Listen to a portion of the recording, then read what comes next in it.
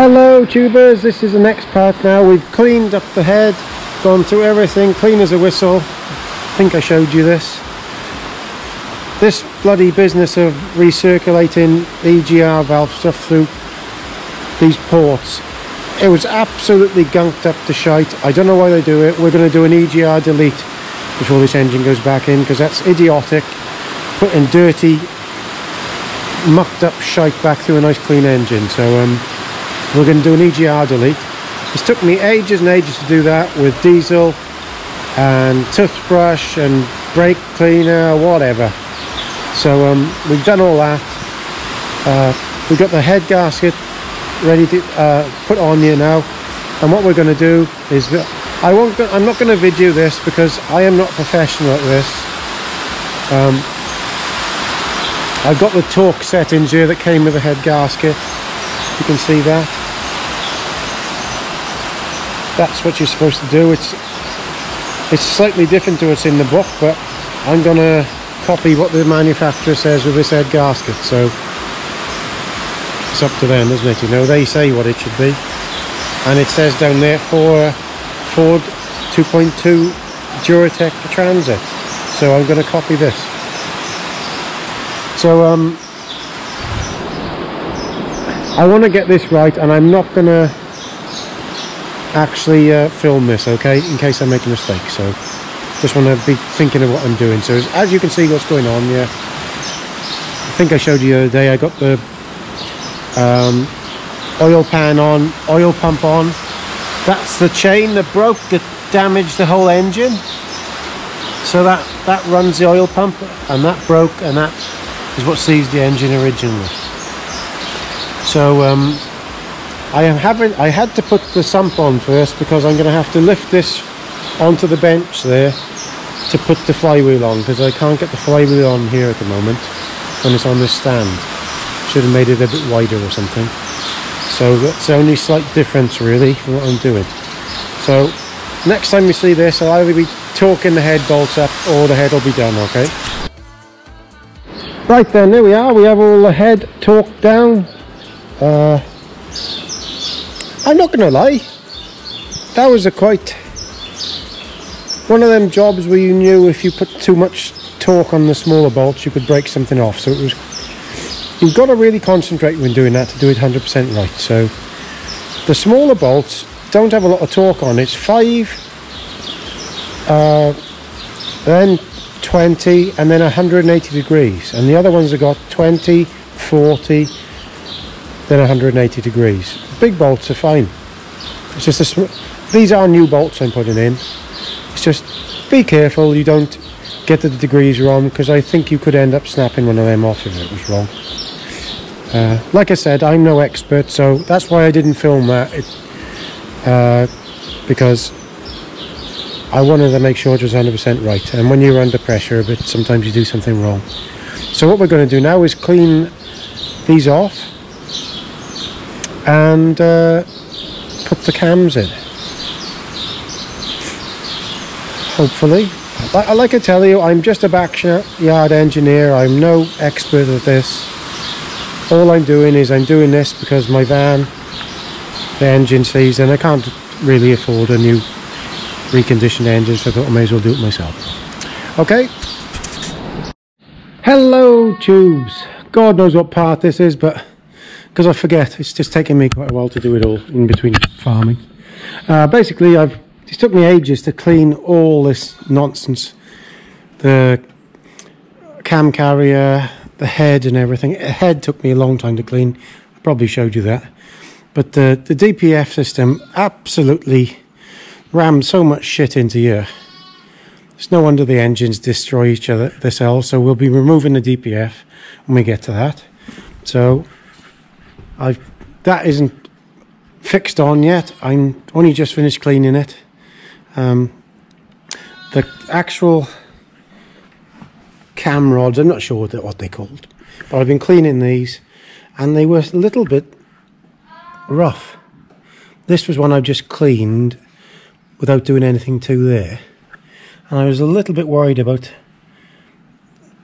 when the oil is gone. That's the only thing I've seen is wore a bit there.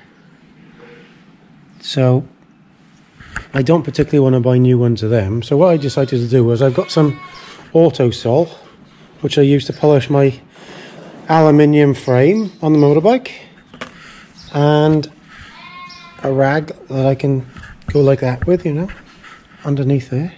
And I've used that on here. It's actually done a very, very good job of polishing it up. So, one little bit of a scratch there I'll have to try and get out again yet. But all the others, good. So I'm going to try that same treatment on this now, because I don't want to buy 2 new rods. Or whatever they're called, cams, whatever they are. So I cleaned up the actual old cams there, look, themselves. That comes in a unit. So, them look all okay, so I don't think I need to buy a new one of them. So it's just assembly now, I think. So I'm going to polish that one up. And then we'll have a final clean up on here to make sure everything is clean. And we'll start putting the top end together here, the actual cams. And then we'll get onto the timing gear then after. But I don't know, did I tell you before, I can't actually do the timing until I get it off the stand, because the stand is too close for me to get the flywheel on. So that's a little bit of a pain. I put it on too tight. There we are.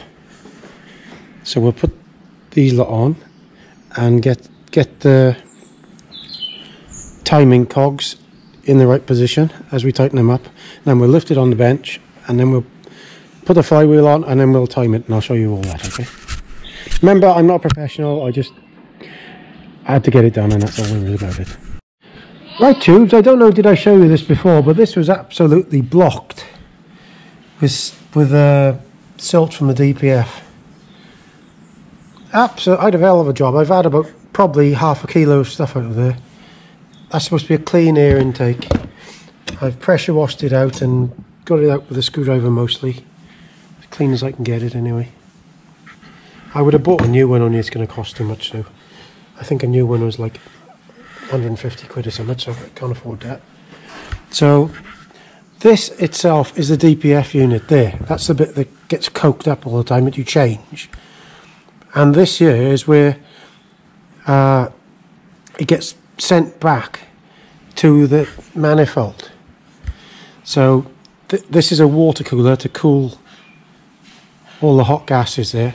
But what we're going to do is we're going to make a plate to go over this, same as that, to block that off there and block it off the other side. Fuck this, there's no point getting all this dirt in here for no reason. So that is the DPF there, and that's what we're going to do. We're going to make a plate the same as that gasket there, only a full plate, and that'll block it that side, and we'll do the same there, block it there. I'm going to put that on the intake manifold there now. Right then, this is the DPF that you have to change when it gets blocked, that thing there. It makes the van hella sluggish. There is where it comes from, the turbo. It goes back through the DPF, and then it gets fed from that pipe straight back into that air cleaner intake where I cleaned up before, which was full of shite. So you want to stop that. So if you want to, let me just show you how it fixes. Like that, look. That goes over the clutch side, and that goes over to the turbo. So that's all that shite comes straight out of the exhaust, through there, and back into your intake. Fucking mad. So this is what you want to do. Undo that there, them 2 bolts, look. As you can see, I've got a plate in there already. This was one I tried to make, which I ballsed up on, but basically you want to make a plate like that, only the proper size, because I fucked that one up by drilling it. But I made another one like that to stop any of that going through there. So possibly you might be as well doing one there as well, but that's what's going to happen for now. So that this exhaust gases are not going to go through this thing. So I think I might even make one to that side to stop any fucking exhaust gases coming back, because this thing destroys your engine. There's no doubt about it. It destroys your fucking engine. So obviously you've got to decide for yourself if you want to do this, but I'm just saying what I'm doing. This is an EGR delete. Right then, where we at now, we're going to put the actual, this is the old one, put the old seal on there, and then we're going to put the flywheel on. I've been cleaning the flywheel up last night. Make sure this is very clean here, and on the back of the flywheel. Then clean all the threads out and make sure you put Loctite on and do them to the correct tension, because you don't want this coming loose. Okay, and there is the crank sensor where you put, when the flywheel is on, you put that down into the gap in the crank sensor. I don't know if I can see it now. There, look. See? I think it's there. So I won't film me doing this because I just want to get on and get it done, to be quite honest. Okay. Right guys, we've got it timed up now. Now if you look in the back there, not sure if you can quite see it, one of the holes is slightly longer towards the this end of the flywheel.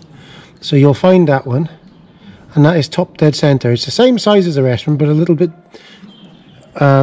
bigger like that.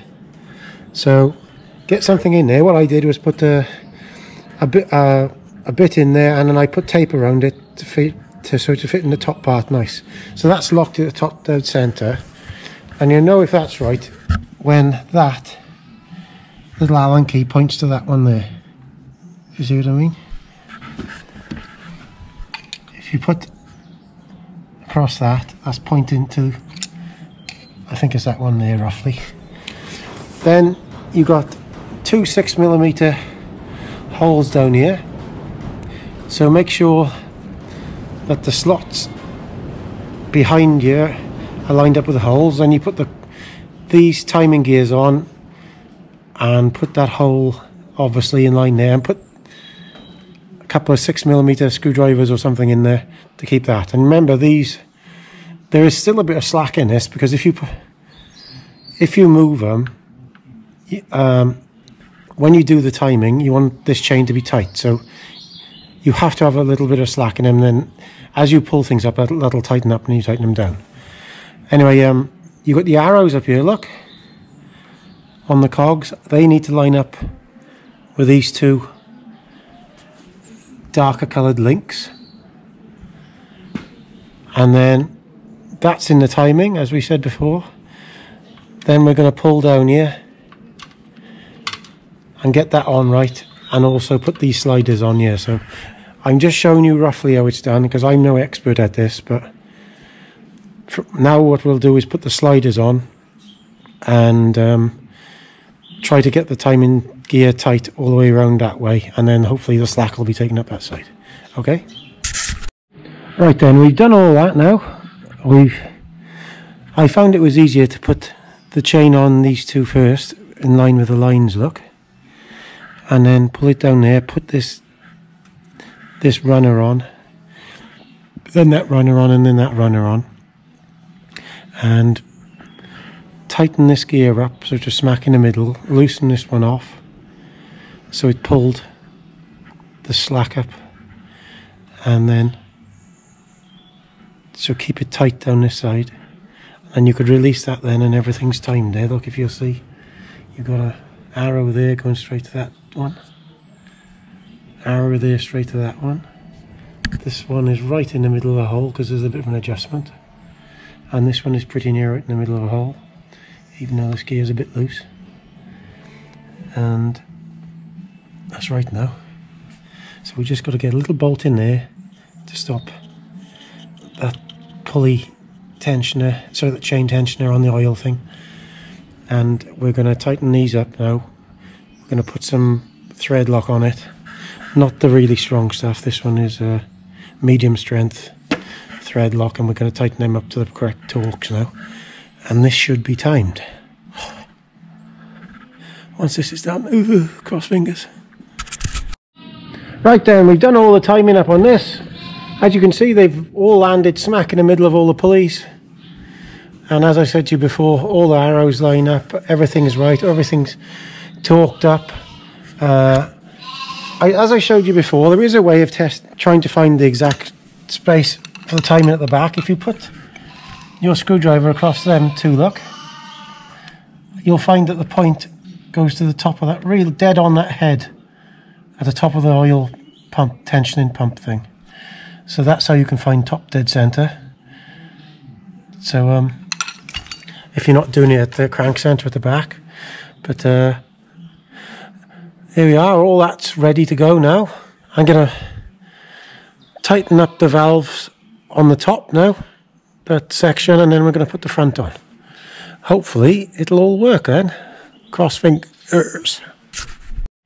Right then, we've got the valve assembly on under there. This is still on loose at the moment. Just put this on. All went on easy, but I can't find one of the nuts bolts there. Can't remember what it is. It's a different thread. Fuck knows. It's annoying me. I don't know which one it is. We're going to put on the main seal here now. I think we can put it on without having a special tool. So next thing, we're going to get the rubbers, the new rubbers on everything in this, and put the injectors on after. I just add this seal for this thing at the back here, so we can put that on. Oh, we're getting there now. We are getting there. So hopefully a lot of it should be. What was there? What the hell was there? Anyway, I will carry on. Right, I found a bolt for there and fixed that. I put that seal on there, but what a bastard to put on. I wish I'd known I needed it. You need some kind of a tool to be able to push and twist. I think it's in okay. I'm not 100% sure. That was a struggle, I've got to be honest with you. And out of the whole engine, putting it all together, this is the one thing I'm wondering if that's going to leak. The only thing. Everything else has been pretty good. That is a right pain. That is a hell of a pain. Because you get the thing to put it on, this seal thing, and it doesn't hardly go over it. It's, I don't know what to say about it, indeed. Might have to take it off and do it again, perhaps. Hello, tubes. Engine is all back together. I'm just going to, this minute, going to put that pulley back on, because they have to be quite a high torque and whatever. All the injections went in. It needs the oil pump there. If you missed it last time, I put the old clutch on and then I had a look at it and I thought, no, we're going to put a new clutch. So I just